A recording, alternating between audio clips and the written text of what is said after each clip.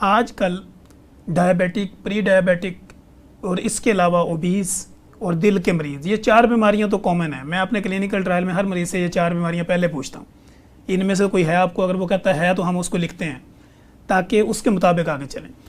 तो सर, इन बीमारियों के साथ लोगों का हेयर फॉल या हेयर लॉस होने की वजूहात क्या है? बिस्मिल्लाहिर्रहमानिर्रहीम। देखिए डॉक्टर तमीर, जिस तरह आपने बताया, बात सबसे बड़ी ये है कि शुगर या डायबिटीज़ जो है वो मेरा ख्याल हमारी इस वक्त 30-40% पॉपुलेशन में पाई जाती है। ठीक है सर। बहुत ज़्यादा है। तो अब तो sugar all over the world बहुत बढ़ती चली जा रही है। ऐसे ही सर। हम लोग कई दफ़ा सेल्फ डिनाइल मोड में रहते हैं कि हम मानते नहीं हैं कि हमें शुगर है। ऐसे ही आपने अपनी प्रैक्टिस में देखा होगा, मुझे अब 40 साल से ज़्यादा हो गए हैं काम करते, तो मरीज़ जब मेरे पास आता है तो मैं मरीज़ को देख के कहता हूँ कि बीबी औरत को या भाई साहब, मुझे लग रहा है आप शुगर के मरीज़ हैं। वो कहता नहीं डॉक्टर साहब, मैंने केड़ी शुगर। तो मैं उनको कहता हूँ कि जी मैं तो जल्द की अलामात आपकी देख कर जो शुगर में होती हैं वो आपको बता रहा हूँ। तो वो कहता है नहीं जी, वो रिलक्टेंट होता है, ज़िद करता है कि मुझे नहीं है। तो जब उसकी शुगर टेस्ट कराई जाती है तो पता चलता है उसको शुगर है। और फिर वो कहता है डॉक्टर साहब मुझे तो पता ही नहीं चला, मेरा तो मुंह खुश्क नहीं होता था, मुझे तो प्यास नहीं लगती थी, मुझे रात को पेशाब नहीं आता, उठना नहीं पड़ता, तो शुगर कहाँ से मुझे हो गई। सो ये जो सिम्टम्स हैं जो मैंने नाम लिए हैं, हर शख्स में ये सिम्टम नहीं पाए जाते। ऐसे ही सर। ये नहीं होता कि शुगर में हर चीज़, हर एक का मुंह खुश्क जो होगा। हाँ, जो बुकिश पिक्चर हो किताब वाली वही आपको मिले। शुगर तो आपको ना भी पता हो तो शुगर हो जाती है। ऐसे ही सर। तो जो आपने ये सवाल किया कि शुगर के साथ यानी प्रॉब्लम जो आती हैं स्किन की, स्पेशली क्योंकि मेरा शुबा स्किन से तल्लक है, तो मैं ये आपको कहना चाहूँगा कि जब से शुगर का रेशो बढ़ा है हमारी आबादी में, तब से खाली बाल ही नहीं बल्कि 60 to 70 स्किन मैनिफेस्टेशन ऐसी हैं। अच्छा। 60 से 70 अलामात मैं इंटरनेशनल और नेशनल मीटिंग्स में वो अपने पेपर में प्रेजेंट कर चुका हूँ, जो हम स्किन पे देखते हैं शुगर की। ठीक है। फोड़े फिंसियाँ बार बार निकलते हो, बंदा मोटा ताज़ा हो जिसको ओबीस कहते हैं, हैवी हो उसको निकलते हो, इसका मतलब है शुगर टेस्ट कराओ। वो बंदे को पेशाब बार बार आता हो, शुगर कराओ। उसको पाँव पे ज़ख़म बन जाते हो, शुगर कराओ। उसको कहीं चोट लगी है, उसका ज़ख़म ठीक नहीं हो रहा, शुगर टेस्ट कराओ। तो शुगर का टेस्ट कराना जो है वो बहुत ज़रूरी है, स्पेशली उन मरीज़ों में जिन मरीज़ों को प्रॉब्लम रहती है स्किन प्रॉब्लम्स की और स्पेशली बाल गिरने की। ठीक हो गया। अच्छा सर, दूसरा ये होता है कि आजकल चूँकि हेयर लॉस बहुत है, जैसे कि मेरा भी पहले था, तो मरीज़ हमारे पास आते हैं कि मैं दिल का मरीज़ हूँ, मुझे ब्लड प्रेशर भी है, शुगर भी है, तो क्या मैं हेयर ट्रांसप्लांट करा सकता हूँ? तो आप बीइंग अ डर्मेटोलॉजिस्ट उसमें क्या सजेस्ट करते हैं? देखिए मरीज़ मेरे पास भी आते हैं, मैं PRP भी करता हूँ। इसको जो आपने बीमारियों के नाम लिए ना, शुगर है, BP है, कोलेस्ट्रॉल है, हार्ट प्रॉब्लम है, इनको हम कहते हैं कोमॉर्बिडिटीज़ अंग्रेजी में। ठीक है। अगर एक बंदे को ये प्रॉब्लम्स हैं तो एक बात याद रखनी चाहिए कि उसकी कुव्वत मदाफ़त यानी उसका इम्यून सिस्टम वो कॉम्प्रोमाइज्ड है। ठीक है। और उसकी कुव्वत मदाफ़त जो है वो नहीं है जो एक नॉर्मल बंदे की है। ठीक है। एक यंग बंदा है 25 साल का और एक खातून है 70 साल की। हाँ, तो उसमें फ़र्क तो है ना। ऐसे तो लेकिन जहाँ तक बालों का गिरना और हेयर ट्रांसप्लांट कराना, PRP या प्रोसीजर कराना, वो कहीं भी कॉन्ट्राइंडिकेटेड नहीं है। ठीक है। कहीं ये नहीं आप कह सकते कि आपको शुगर, BP और कोलेस्ट्रॉल है तो बाल ना लगवाओ, अगर बाल लगवाओगे तो कॉम्प्लिकेशन होगी, PRP कराओगे तो ये कहीं नहीं आता। ठीक है। तो आप हर प्रोसीजर करवा सकते हैं, इवन अगर आपको ये सारी बीमारियां हैं, बगैर किसी खौफ के। ठीक हो गया। अच्छा सर, इसमें जब हम ये कोई भी हेयर ट्रांसप्लांट की तरफ जाते हैं तो इसमें क्या क्या प्रोसीजर अडॉप्ट करने पड़ते हैं? मसलन कोई इन्वेस्टिगेशन की ज़रूरत होती है, ब्लड, या बिल्कुल सिंपल जाके आप करवा सकते हैं? दो बातें होती हैं। मेरे पास सबसे पहले जब एक यंग बच्चा आपकी तरह का यंगस्टर आएगा तो मैं उससे उसकी फैमिली हिस्ट्री लूँगा। ठीक है। मैं उससे पूछता हूँ यार ये बताओ तुम्हारे नानको दांतों में बॉल्डनेस या गंजापन है? ठीक है। पहली बात। ठीक है। तो आप जैसा बच्चा मुझे कह सकता है डॉक्टर साहब मेरे चचा बॉल्ड है, कोई कहते हैं मेरे मामू बॉल्ड है, कोई कहते हैं मेरे वालिद बॉल्ड है। सो एक आधी हिस्ट्री, फैमिली हिस्ट्री में ज़रूर आता है। फिर हम उससे ये पूछते हैं तुम बेटा बहुत बीमार तो नहीं रहे, कोरोना तुम्हें कब हुआ था, तुम्हें डेंगू कितना होता है, बार बार तो नहीं डेंगू हुआ, तुम कोई दवाइयाँ कैंसर की तो नहीं खा रहे हो, ठीक है, या तुम कोई, क्योंकि कैंसर की दवाइयों से भी बाल गिरते हैं, आप जानते हैं, कोरोना में बाल बहुत गिरते हैं। कोरोना के अलावा अगर आप देखें तो डेंगू प्लेटलेट वगैरह अगर आपके प्लेटलेट डाउन हो जाए, तो इस वजह से हम उसकी पहले हिस्ट्री लेते हैं। एक अच्छा डॉक्टर वो है जो डिटेल हिस्ट्री अपने मरीज की ले, बाल गिरने की वजूहात, मेल हो या फीमेल हो, खातून अगर आए तो उससे क्या हिस्ट्री लेनी है, उसकी मेंस्ट्रुअल साइकिल की, उसकी माहवारी की, कि भाई बीबी तुम्हें माहवारी सही आती है, तुम्हें पॉलीसिस्टिक ओवरीज तो नहीं है, तुम्हारे बच्चे कितने हैं, बच्चे नॉर्मल हैं कि सिजेरियन सेक्शन कराए हैं, कितनी मिसकैरेजेस हुई हैं, तुम्हें कोई प्रॉब्लम, बहुत बुखार रहता हो, तुम बहुत बीमार रहती हो, तुम्हारी डाइट प्रॉपर ना हो। सो आपने हिस्ट्री पे ही जज कर लेना मरीज को, कि हिस्ट्री से पता चल जाएगा कि इसकी रीज़न क्या बाल गिरने की। ये आपको जब पता, और शुगर का मरीज अगर है तो वो तो कहेगा ब्लड प्रेशर का, शुगर का, बाकी, क्योंकि जब भी कोई भी बीमारी आपको हो किसी किस्म की अंदरूनी, तो कुव्वत मदाफत पे फर्क तो पड़ेगा ना, तो बाल आपके गिरेंगे। ये बड़े इंपॉर्टेंट सवाल है। ठीक हो गया। अच्छा सर, दूसरी चीज़ ये होती है कि अगर वो लोग, जिन लोगों के बाल गिरते हैं और वो हमारे क्लिनिकल ट्रायल में रिपोर्ट होते हैं और वो आके कहते हैं जी मैंने नेट से पढ़ा था और मैंने बायोटीन लेना शुरू कर दी, मैंने जिंक लेना शुरू कर दिया, कोई मल्टीविटामिन मिनरल्स लेना शुरू कर दिए, तो मिनरल्स, बायोटीन या मल्टीविटामिन का कितना अहम रोल है बालों को रोकने में? इनको मैं कहता हूँ गूगलोपैथी मरीज। ठीक है सर, ये टर्म मैंने इजाद की है और भी लोग कहते हैं गूगलोपैथी, यानी वो लोग जो गूगल से पढ़ के खुद ही अपने ऊपर वो गूगलोपैथी इम्प्लीमेंट करते हैं। आप अगर गूगल से आज पढ़ के आके मुझे पढ़ाना शुरू कर दें कि डॉक्टर आतिफ, मैंने स्किन पढ़ी गूगल से, मैं कहूँगा यार तुम गूगलोपैथिक डॉक्टर हो, तुमने तुम उसी के ऊपर चलो, तुम उसी पे जाओ, मेरे पास क्या लेने आए हो, जाओ पहले अपना वहीं से करके कर लो। सो मैं इनको लोगों को मजाक करता हूँ, आजकल जो हमारी कौम बहुत पढ़ लिख गई है, जो हमारी ये नई पौध है, ये नेट पे बैठी रहती है हर वक्त और गूगल करती रहती है, तो मैं इनको, अब बात सबसे बड़ी है बायोटीन ले लेना, सप्लीमेंट ले लेना, मिनरल ले लेना। देखिए ये तो एक जनरल बातें आप कर रहे हैं, ठीक है, ये तो हर एक को पता है। आप जीपी के पास चले जाओ, वो भी आप किसी क्वैक के पास चले जाओ, अताई डॉक्टर के पास, वो भी कहेगा बेटा बैठ जाओ, तुम वो फल खाते हो, तुम ये मिनरल लेते हो, बायोटीन लेते हो, विटामिन लेते हो, ये क्या बात हुई? आपने जड़ तक जाना है और उस जड़ को एड्रेस करना है कि हेयर फॉल की है क्या। ठीक है, देखिए मेरा तो, अब आप मेरे पास आते हैं, आपने माशाल्लाह अब आपका भी बालों का आपने इलाज करवा रहे हैं, तो अगर मैं आपका डॉक्टर हूँगा तो मैं पहले पूछूंगा कि तनवीर बेटा ये बताओ आपकी फैमिली हिस्ट्री क्या है। ठीक होगा, आपको खुदा न खास्ता डेंगू हुआ, आपको कोरोना हुआ, आपको कोई बीमारी हुई मेजर, आप कोई दवाइयाँ खाते हैं, आप डाइटिंग करते हैं, आपको कोई विटामिन की कमी है, फिर मैं आपका इलाज। तो मेरा मशवरा ये होगा, जो ये सप्लीमेंट और मिनरल की आपने, ये तो हम किसी को भी दे सकते हैं, ये तो जो मर्जी ले ले, कि कभी रोका आपने? आप इतने माशाल्लाह नॉन जीपी हैं लाहौर में, लाहौर के बाहर भी लोग आपको जानते हैं, तारीफ़ें करते हैं, तो वो लोग कहते हैं जी आके मुझे तनवीर साहब जी विटामिन और मिनरल ज़रूर देते हैं, तो अच्छी बात है, वो तो हर एक को आप दे दें, मेरे जैसा बंदा मैं भी ले लूँगा। तो हमने कॉज को ढूंढना है और उस कॉज को एड्रेस करना है, और वो खाली इनसे नहीं होता, वो फिर मैं खुद एक तेल बनाता हूँ।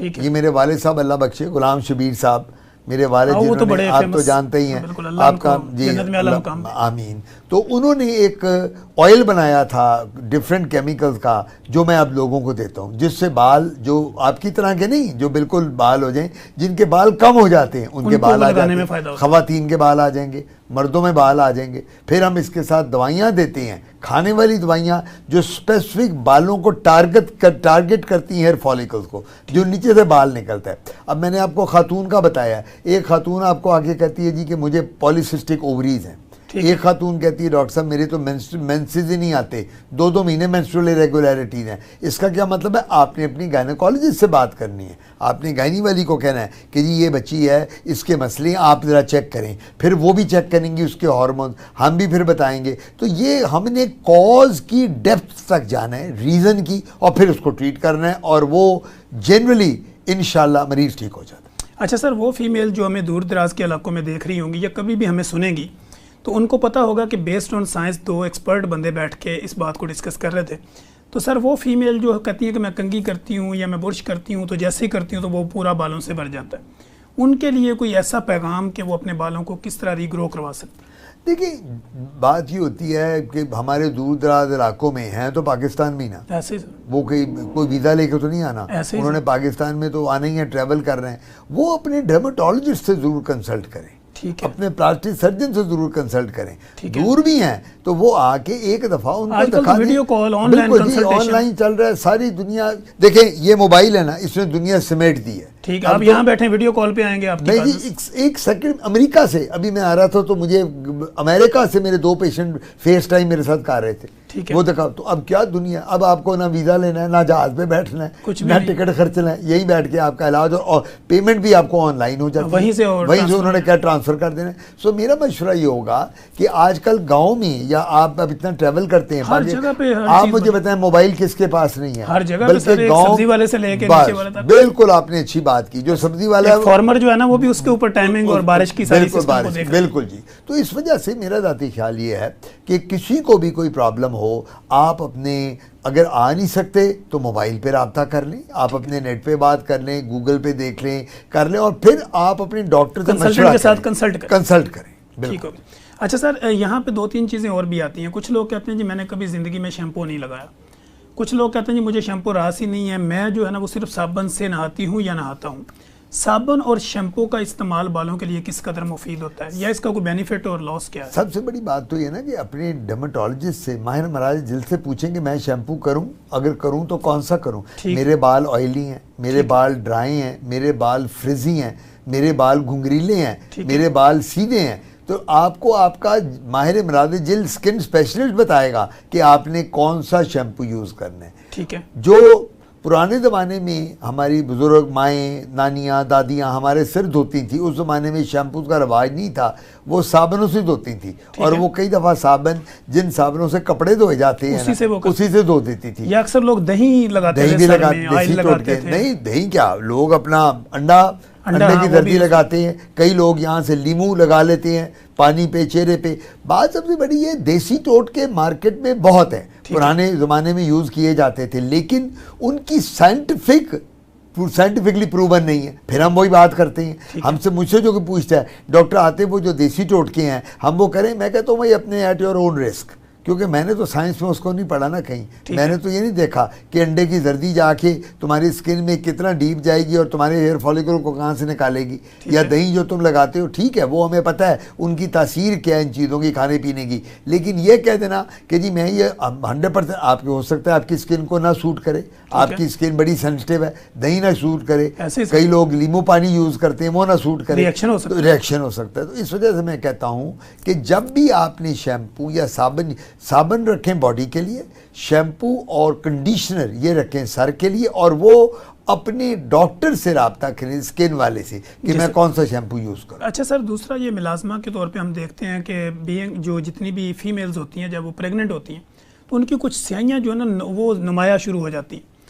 अब जब वो पेशेंट हमारे क्लिनिकल ट्रायल में आती तो वो कहती है कोई क्रीम लिख दें कि ये स्याही खत्म हो जाए, तो क्या एक क्रीम से स्याही खत्म हो सकती या प्रॉपर ट्रीटमेंट? नहीं, ये देखिए ये डिपेंड करता है कि उसकी पिगमेंटेशन है कितनी। अब खातून मेरे पास आती है, उसका खाली नाक के ऊपर एक लाइन है हल्की सी, तो एक क्रीम से हो जाएगी। एक खातून आती है जो बटरफ्लाई एरिया भरा हुआ है, हम बटरफ्लाई किसको कहते हैं, चेहरे को, ये जो पूरा सारा ये साइनोसाइटिस, वो तितली है ना बटरफ्लाई, तो ये आ गई। अगर ये है तो ये खाली ट्यूब से तो नहीं जाएगी ना, इसके लिए हम गोलियां देते हैं। खुद मैंने बताया मैं क्रीम बनाता हूँ, वो क्रीम देते हैं लगाने को, सन ब्लॉक देते हैं, ठीक है, ट्यूब्स देते हैं, सीरम देते हैं, विटामिन सी सीरम बड़े अच्छे मार्केट में आ गए हैं, ठीक है, कोजिक एसिड है, हाइड्रोकिनोन्स हैं, सब कुछ अवेलेबल है, उसके साथ चेहरा 3-4 माह में साफ हो जाता है। अच्छा सर, सीरम लगाने का बेहतरीन तरीका क्या है? आपने दिन में सीरम नहीं लगाना, जब भी सीरम लगाना है मगरिब के बाद लगाना है, रात के दिन में लगाएंगे सीरम, अल्ट्रावायलेट रेज के साथ विटामिन सी इंटरेक्ट करती है, आपकी स्किन को बर्न करेगी, चेहरा लाल हो जाएगा। जब बिस्तर में शाम को मगरिब हो जाए उसके बाद पूरे चेहरे पे सीरम लगा लें, सुबह उठ के मुंह धो लें, बहुत फर्क पड़ेगा। सर सीरम की जो डोज है ये रेगुलर बेस पे लगाना चाहिए, ऑन एंड ऑफ लगाना? नहीं, सीरम आप रेगुलर लगाएं, और वो डिपेंड करता है, आपको डॉक्टर खुद बताएगा कि सीरम आपकी स्किन को कितना चाहिए, क्या आपने सुबह शाम लगाना है, क्या आपने खाली शाम को लगाना है, और सुबह आपने उठ के फजर के वक्त लगाना है, क्योंकि दोपहर को नहीं लगाना चाहिए, स्किन बर्न होती है। तो वो अपने डॉक्टर से ज़रूर मशवरा करें। अच्छा सर, सन ब्लॉक की आपने बात की, वो लोग जो बाहर मजदूरी करते हैं, ये धूप में ही हर वक्त रहते हैं, तो उनको सन ब्लॉक दिल में कितनी दफ़ा लगाना चाहिए, सिर्फ एक दफ़ा ही वो अपनी बॉडी पे लगा लें और काम करते रहें? देखिए बात होती है सन ब्लॉक जो होता है ना, वो हम कहते हैं कि जनरली एक दफ़ा बहुत होता है। आप एक दफ़ा चले गए, आपने लगा लिया, बाहर मजदूरी कर रहे हैं, बाहर किसी की मार्केटिंग की जॉब है, कोई मोटर बाइक चलाता है बंदा, तो हम उनको कहते हैं बेटा सन ब्लॉक एक दफ़ा लगा लो तो बहुत है। लेकिन अगर एक बंदा जो है वो सन ब्लॉक लगा कर एक दफ़ा फिर अपने अंदर चला जाता है, घर में, कमरे में या ऑफिस में, फिर वहाँ से 2 घंटे बाद निकलता है फिर, तो उसको फिर रिपीट कर लेना चाहिए। ठीक हो गया। अच्छा सर, इसके अलावा हम देखते हैं कि जितनी भी मेडिकेटेड से हट के कॉस्मेटेड क्रीमें लोग खुद ही बना के अपने ऊपर लगाते हैं, तो उसके कितने इफेक्ट होते हैं आपकी नज़र में स्किन के ऊपर? देखिए मैं ये बात कहता हूँ कि खुद क्रीमें बना के लगानी और ख़ुद ये देसी टोटके और ख़ुद ये मैन्युफैक्चर करके, इसके बड़े साइड इफ़ेक्ट हैं। आपको एग्जैक्टली पता होना चाहिए कि दवाई में केमिकल या इंग्रेडिएंट क्या है। अब हम एक दर्द के लिए सर में पैनाडोल की गोली खाते हैं, अब अगर आपको ये पता नहीं कि पैनाडोल में है क्या, मॉलिक्यूल क्या है, तो मॉलिक्यूल क्या है, तो फिर फ़ायदा क्या हुआ? हर चीज़, यानी मैं अपने मरीज़ को ये कहता हूँ कि तुम्हें जो दवाई दी जा रही है बेटा इसको जाके पढ़ो, पहले तुम्हारी ये लीफलेट निकालो, उस लीफलेट में पढ़ो, तुम्हारी एजुकेशन होगी इसमें कि क्या क्या है। तो मेरा ज़ाती ख्याल ये है कि हमें कोई ऐसी दवाई जो घर में हम बनाते हैं उसको यूज़ तब तक नहीं करना जब तक हम श्योर ना हो कि इसमें केमिकल क्या है। ठीक है। अच्छा सर, जैसे कि हमारे और मेरे और आपके सामने पानी पड़ा हुआ है और हमारी बॉडी 90% तकरीबन वाटर उसकी ज़रूरत होती है, तो पानी का इस्तेमाल आपकी स्किन और बालों को किस कदर उसको महफूज रख सकता है? पानी जैसी तो चीज़ ही नहीं बनी। ये तो अल्लाह ताला का हमें जितना शुक्र अदा करें, जितना वाटर इनटेक हम करेंगे, फ्लूइड अंदर जाएंगे, उतनी चेहरे पे ग्लो आएगी। ठीक है। उतना हमारा जिस्म फ्रेश लगेगा, चेहरा फ्रेश लगेगा, हमें डिहाइड्रेशन नहीं होगी, हमें चेहरे में चमक आएगी। और जितना पानी हम कम पिएंगे उतनी हमारी डिहाइड्रेशन हो जाएगी, उतनी हम पानी की वजह से हल्के पड़ जाएंगे आंखों के नीचे, चेहरा वो ग्लो नहीं करेगा, बाजू टांगों की स्किन ड्राई हो जाएगी। सो पानी का इंटेक बहुत ज़रूरी है। कम से कम गर्मियों में आजकल 2.5 से 3 लीटर तक पानी पी लेना चाहिए। ठीक है। अच्छा सर, बीइंग अ डर्मेटोलॉजिस्ट, ये बताइए कि वो लोग जो चाय और कॉफ़ी का ज़्यादा इस्तेमाल करते हैं, क्या स्किन के साथ चाय और कॉफ़ी के कोई इफेक्ट होते हैं? बिल्कुल होते हैं।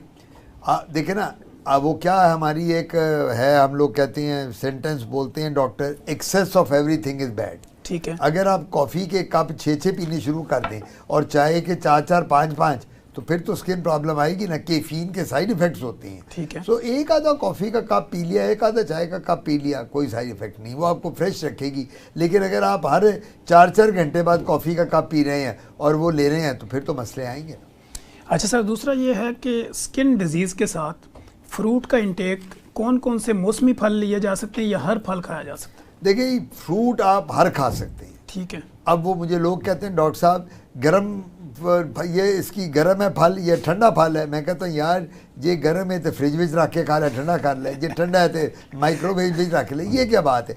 मैंने कहा वो तासीर होती है जो है, तो फल जो मर्जी मिले, फल को आंखें बंद करके खा लेना, क्योंकि उसमें फाइबर का इंटेक भी बढ़ जाएगा, विटामिन, मिनरल्स, कैल्शियम, एवरीथिंग। फल तो बड़ा मैंडेटरी है आपकी स्किन के लिए, चेहरे के लिए और बॉडी के लिए। अच्छा सर, लास्ट क्वेश्चन है, ये है कि आजकल विटामिन डी डेफिशिएंसी बहुत ज़्यादा है। लोग चूँकि बाहर निकलते नहीं हैं और प्रॉपर उनका एक्सपोजर नहीं है, सन का या हवा भी प्रॉपर वेंटिलेशन भी नहीं है, तो विटामिन डी का स्किन की डिजीज़ के अंदर कितना रोल है? देखिए, vitamin D is very important for skin. अगर विटामिन डी नहीं लेंगे प्रॉपर, बाहर आप ओरल ले लें, बाहर नहीं लेनी, गर्मी बड़ी है, पागलों की तरह तो नहीं कहना कि दोपहर को 2 बजे बाहर बैठ जाओ जून जुलाई के महीने में, वो कहेगा जी मर जाएंगे हम फिर ओरल ही देते हैं। हमारे पास शरबत भी हैं, ओरल भी आप भी देते होंगे, कैप्सूल इंजेक्शन हैं। लेकिन विटामिन डी के साथ अगर नहीं लेंगे तो स्किन पे पिगमेंटेशन आ जाती है, हल्के पड़ जाती हैं, स्याहियाँ पड़ जाती हैं, स्किन डल हो जाती है, स्किन में फ्रेशनेस नहीं रहती। तो इसलिए आपको विटामिन डी अगर कम है तो वो ज़रूर पूरी करनी चाहिए। जी sir, thank you so much. आपने टाइम दिया, बड़ी खूबसूरत और मुदल्लल बेस्ड ऑन साइंस गुफ्तगू की, और मुझे पूरी उम्मीद है कि जितनी भी हमारी ऑडियंस है उनका नॉलेज भी अपडेट हुआ होगा और लोगों को इसका बेनिफिट भी होगा। और जब तक भी हम हैं ये आवाज़ हमारी चलती रहेगी और लोगों को इसका बेनिफिट होगा। Sir, professor doctor Atif Husnain Kazmi का पैगाम पब्लिक के नाम। देखिए जी, बात सबसे बड़ी ये है, मैं ये एक ही बात करूँगा कि आप 5 वक्त की नमाज़ पढ़ें, आप मुकम्मल रोज़े रखें, कलाम पाक पढ़ें, अल्लाह के नज़दीक हो जाएं वो जो ये चीज़ें हैं ये चेहरे पे ग्लो भी देती हैं, चेहरे पे चमक भी देती हैं। डाइट अच्छी रखें, एक दूसरे की बुराई ना करें, चुगली ना करें, हर बंदे को अपने से यानी अच्छी दुआओं में याद रखें, किसी के साथ जेलसी ना करें। फल, फ्रूट, जूस, दूध, दही, मिल्क शेक ज़्यादा लें, पानी का इस्तेमाल ज़्यादा लें। अल्लाह ताला करेगा कि आपकी स्किन भी ग्लो करेगी, अल्लाह ताला करेगा कि आपके चेहरे पे फ्रेशनेस भी रहेगी, नमाज के साथ आपके चेहरे पे नूर भी रहेगा और इंशाल्लाह आप मेंटली ख़ुद भी सेटिस्फाइड होंगे कि मेरे में कोई कमी नहीं है। Thank you so much sir. नाजरीन, आपने देखा कि सर ने बड़ी खूबसूरत और मुदल्लल गुफ्तगू की और एक लेमैन की लैंग्वेज के अंदर जितनी भी हमारी ऑडियंस है उनको अपना मैसेज डिलीवर करने की कोशिश की। सर के साथ अगर आप किसी भी तरह का कोई ट्रीटमेंट लेना चाहते हैं, किसी भी तरह सर के साथ कोई मशवरा लेना चाहते हैं, अपॉइंटमेंट बुक करना चाहते हैं, तो सर के नाम के साथ आप गूगल पे भी जा सकते हैं, यूट्यूब पे भी जा सकते हैं, किसी भी सोशल मीडिया के नेटवर्क के ऊपर आप सर के नाम के साथ जा सकते हैं, या हमारे इस प्रोग्राम के तवस्सुल से कमेंट बॉक्स में आके भी आप बात कर सकते हैं और सर का नंबर लेके आप सर से अपॉइंटमेंट बुक करके अपनी कंसल्टेशन लेके अपनी ज़िंदगी में आसानी पैदा कर सकते हैं। तो नाजरीन, मुझे और सर को दीजिए इजाज़त। हम दोबारा और नए गेस्ट के साथ नई क्यूरी, नई थ्योरी, नए सवाल जवाब के साथ दोबारा हाजिर होंगे। तब तक के लिए इजाज़त दीजिए। अल्लाह हाफिज़।